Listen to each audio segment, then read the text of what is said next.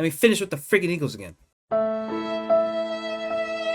And you mentioned the Cowboys. We always play them a couple times. The second time we play them is in Dallas on Thanksgiving. In the arms of...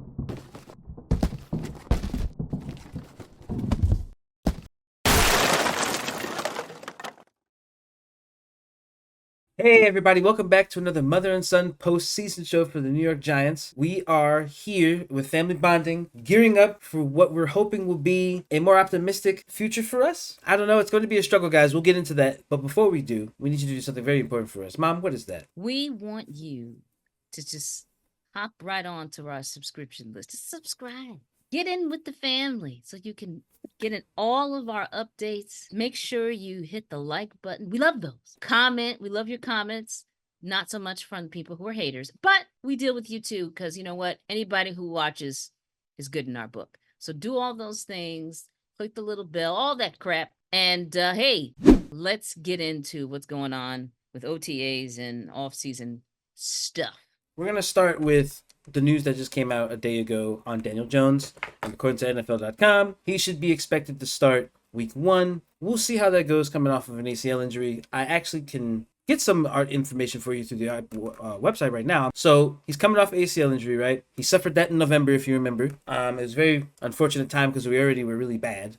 And then just to top it all off, the guy who got overpaid was out for the rest of the season. So, you know, that left a very foul taste in my mouth, and I'm sure my mother's mouth. I'm not going to speak for all of Giants fans, but I'm sure most of us felt the same way. We got Brian Daboll talking about 7-on-7s and OTAs. Let's see what he says here. So, head coach Brian Daboll said, the Giants are still taking it slow with QB coming off an injury, keeping him out of full team drills. He looks good. We're not putting him in some team stuff, but he's making progress, so that's why we got him in 7-on-7s. We'll take it day by day. When he can do more, we'll put him in more, Daboll told reporters on Thursday. So again, that was yesterday. They're not putting him in team drills, but here's my concern. I further read down the article, and it says, Jones, who already is not wearing a brace during workouts, said his rehab has been positive, but he's able to move around well. So if he's able to do all of that without a brace, why are you not ready to put him in team stuff? Shouldn't he be wearing the brace still? If he's not ready, why is the brace not on? I mean, what's the big deal about wearing a brace if it doesn't matter except for to keep you safe? It's precautionary, at the very least. Yeah, I mean, it's ridiculous. As much as they want to keep saying, "Oh, we're hoping for the best and we're gonna stick with him and he's gonna be our starter," What? they are still giving him the side eye and also watching Drew Lock, who may or may not be better. I'm not sure. Well, you want to get into that right now? Yeah, sure. Why not? I got the stats. We got the facts. We always talk facts here, everybody. We don't lie. We don't BS you. No bull jive. Let's just talk about it right now. Career stats. This man has a 59.7% pass completion. Terrible. 5,283 career passing yards in 4 years. So you want to know what that tells me? He's garbage. Because that's 1,500 yards roughly a season. His touchdown to interception ratio is terrible because he has 28 touchdowns and 23 interceptions for his career. If that's Daniel Jones' competition, forget about it. He's going to have the job. Because Daniel Jones is bad, but he's not that bad. He's not as bad as that. This guy This is sad. But this is sad. I mean, it's no different from what we had last year. We had a really old quarterback as a backup, and we had Danny DeVito. I'm not calling him Tommy. I'm not calling him Tommy. Danny DeVito. Are you kidding me? The boy from Jersey was supposed to be our hope, who didn't play a lick of SEC football or anything, ACC, any of the Big Ten, nothing. Man, are you kidding me? No. At this point, he's only on the roster now because of the dramatics that surrounded him starting for the Giants as the third rung QB. So he doesn't even deserve his backup team spot. I mean, which is bad. He doesn't deserve anything. He just should be he should be on a team. We have no one to throw the ball to the receivers. That we do. We paid him $160 million. Daniel Jones. Don't do that. We have somebody throwing the football and he's just overpaid. It's better to set your expectations low. I'm not going to be sitting here and trying to say that we will have a bounce back season. It's not going to happen. If we win 5 games, to me that is a success for what we have put together. Oh my God. 5 is a success?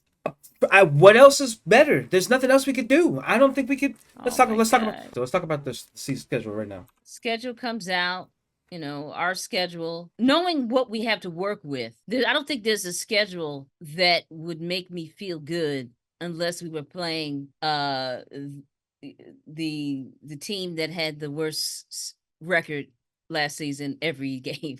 If we don't beat the Vikings, Commanders, or the Browns, we are done because we have Cowboys, then we have Seahawks, then we have Bengals, then we have Eagles, then we have Steelers, then we have Commanders again, Oh then we my have Panthers, God. we have the Bucks, Cowboys, Saints, Ravens, Falcons, Colts, and we finish with the friggin' Eagles again. And you mentioned the Cowboys. We know always play them a couple times. The second time we play them is in Dallas on Thanksgiving. It's just an awful situation. It's an I'm not gonna be hungry that day. They're not giving Giants fans any type of hope with the roster that they've finagled together. We have more guys who literally are just guys that we're hoping they could still play that we put And on our defense the is only roster. declining because we lost Wink Martindale. Right. The defense is what we had. When I watch morning sports news, shout out to the Carton Show, love that show. You know, he talks about his Jets and all that, but he's a New York guy, so he talks about the Giants too. And the one thing we had was a great defense, and without Wink, it will be different. They have our defense is actually not going to look that bad from a roster standpoint. No, but the leadership we don't know about yet. We don't. And that's the problem. Will these guys rally around the defensive coordinator who, if I'm correct, isn't a seasoned defensive coordinator? I mean, he's not Wink Martindale, which is really what matters the most. Because Brian Daboll has ego issues. That's what they are. And he didn't want to let Wink Martindale make a decision. Wink, from that moment, decided he was not going to be the Giants' defensive coordinator. We didn't know it at the time. We just thought that maybe it would blow over. But at that moment, I believe that is when that decision was made. Mid-game. After that, it never was good between them. It never was camaraderie. We still need to continue getting linemen. We still need to continue developing weapons. We did not do a good job with the lineman situation. Nope. Speaking of players that we need to give a shout out to, I mean, Malik Neighbors, he's out there doing his little press tour. He seems like he's out there, he's like being pushed out there to give us hope, to give fans hope. He doesn't seem I don't think it's a genuine excitement. Okay. Of course not. I think he's happy to be in the NFL. Let's put it that way.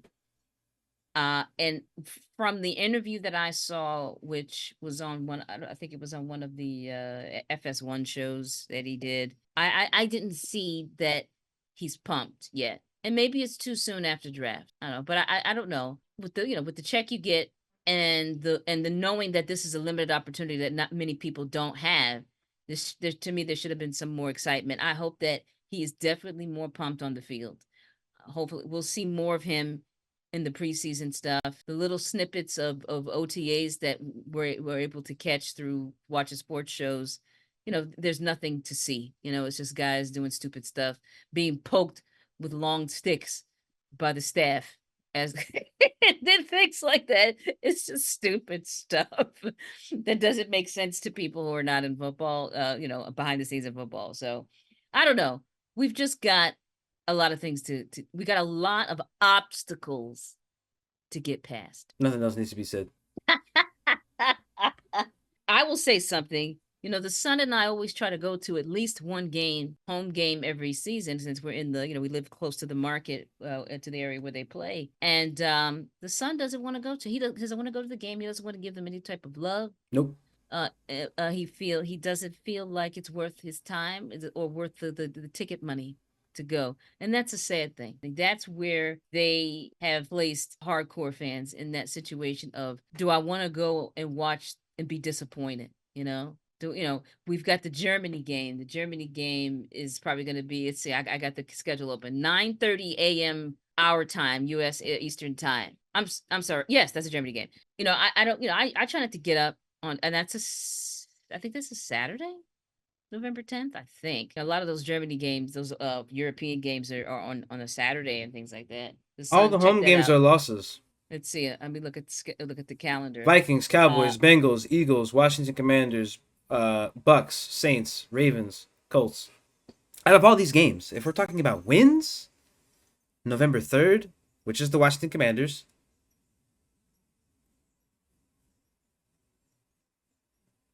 That's it. Vikings. I mean, maybe we can win that one. We might be able to do something. We might be able to do something, but they don't got Kirk Cousins anymore, so maybe they'll be better. I don't know. So if we bomb the season like the Sun says, I'm probably going to. maybe end up at the top of the draft, and I'll have to pay close attention to the college players. And now that the college players are, I don't know if they're gonna start getting paid now. I don't know if you saw that, Son. No, I saw happened. That news. Yeah, that news. That's so why they're bringing back the NCAA games. There's a whole story behind that. Johnny Manziel's the reason why this happened. Yes, and also EA is just pieces of crap anyway. It was EA as well. EA is just, I hate EA.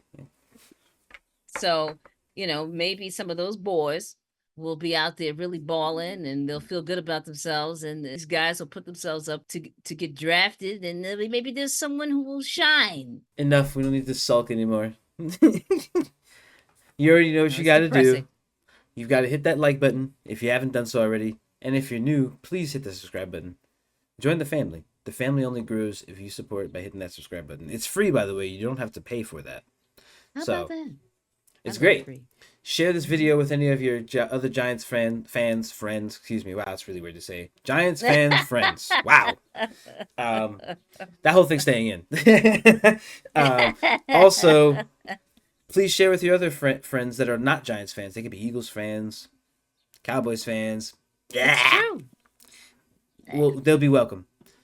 So that's it for now, guys. We'll be back when we get other updates that we feel are significant enough, just to make a quick podcast for you guys.